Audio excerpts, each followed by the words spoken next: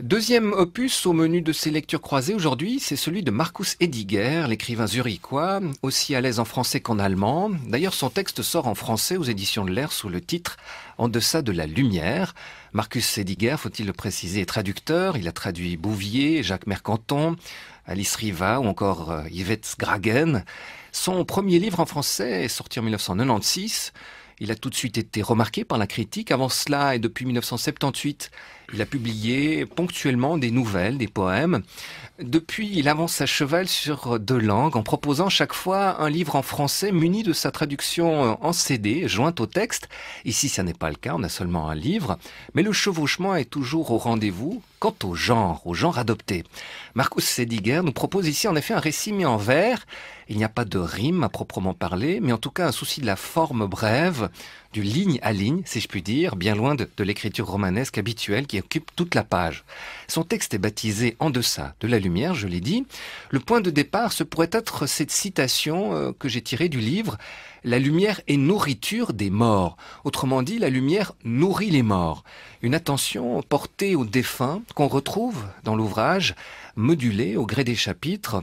Et les morts semblent constituer vraiment une famille ici. Ils se superposent à la famille propre de celui qui parle, puisque c'est successivement un proche ami décédé du cancer qui refait surface dans les pages. C'est ensuite la grand-mère, figure très touchante, protectrice et bienveillante, sur laquelle le texte s'arrête. Une grand-mère qui semble narguer la mort tant elle fait preuve de vitalité, de vivacité. Son décès paraît d'autant plus absurde. Troisième épisode funèbre, il concerne la mère du narrateur. Celle-ci s'en va au cours d'une scène très touchante où elle est couchée sur son lit et sa fesse de côté en présence de son mari, debout, lui à côté du lit. Il tient un peigne et avec ce peigne, il va accomplir le premier geste de toilette de la morte. J'en ai gardé pour ma part une chair de poule d'émotion.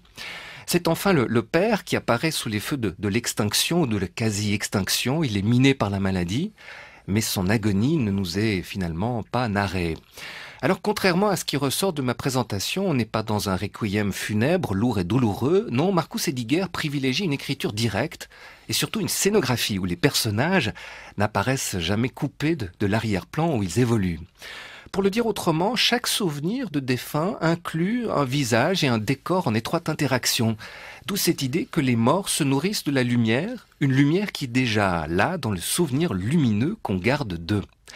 Il faut enfin souligner que ce texte est aussi un autoportrait, dans la mesure où le narrateur, peut-être l'auteur aussi, y apparaît par touche autour de ces êtres chers disparus. Jean-Louis Cuffer, cette forme, est-ce qu'elle convient au propos? Est-ce qu'elle est adaptée selon vous? Absolument, oui, oui. Ça pourrait être une longue nouvelle Oui. ou un récit de vie, comme on dit. Mhm. Non, mais ça correspond très bien parce que, au fond, c'est une suite d'épiphanies, d'images qui, au fond, rayonnent à partir de la lumière du présent vers les reflets de ce qui a été.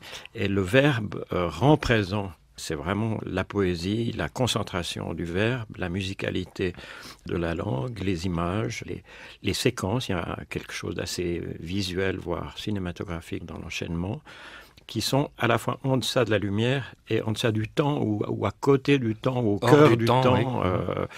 Donc c'est tout à fait approprié à la forme poétique. C'est une poésie narrative, disons, à laquelle personnellement je suis très attaché. Il y a une vingtaine ou une trentaine d'années, était paru un livre de Jean-Gabriel Dufray qui se racontait de la même façon de narration poétique dans un livre intitulé La glace.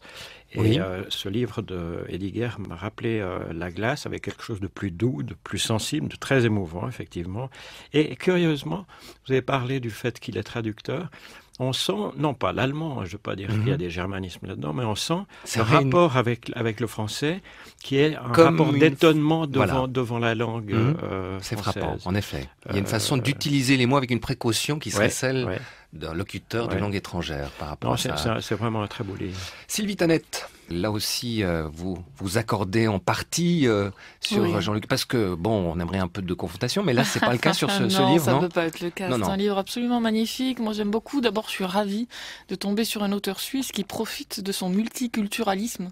C'est pas si courant que ça, hein, puisqu'on a aussi dans ce livre des phrases en allemand, des phrases en italien, le passage se des fait dialogues. de manière très souple, voilà. oui. Et là aussi, on sent effectivement le travail de la langue, mais ça serait le travail d'un universitaire de sculpter un peu la façon dont il construit son texte par rapport à sa culture germanophone.